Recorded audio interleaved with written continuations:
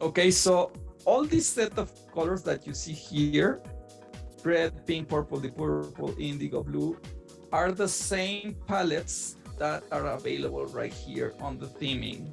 Okay, so all these colors are already set on your Angular project and ready to use. And this is a UI tool where you can play around to the colors to see what the actual result would look like.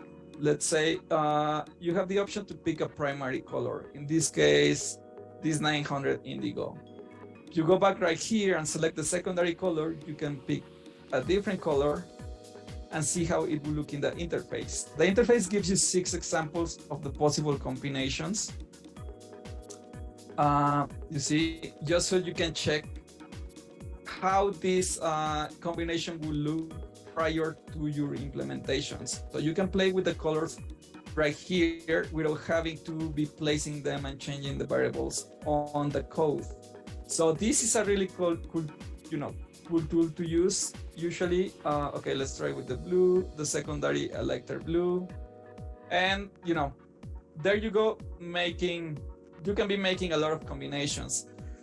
One of the most cool parts of this tool is that we have the accessibility, right? As you guys remember, prior to the coding part, we saw the accessibility as one of the main points for Angular material. And right here, this accessibility tool focuses on the text.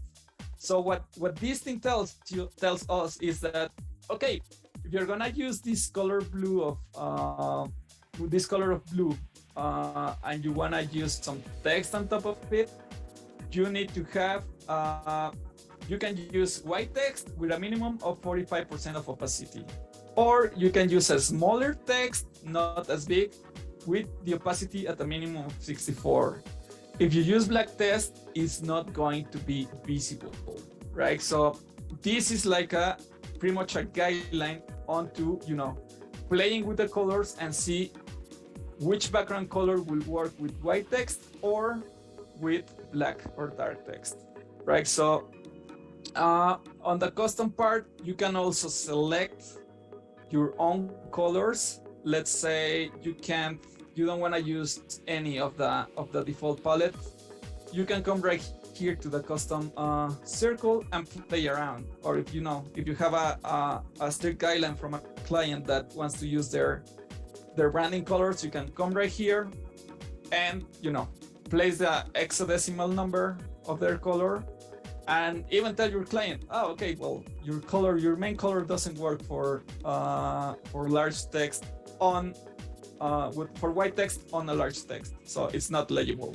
So this is a really cool tool for readability in terms of UI, and of course it's open source, it's free. It's right here on this link, material.io resources.color. So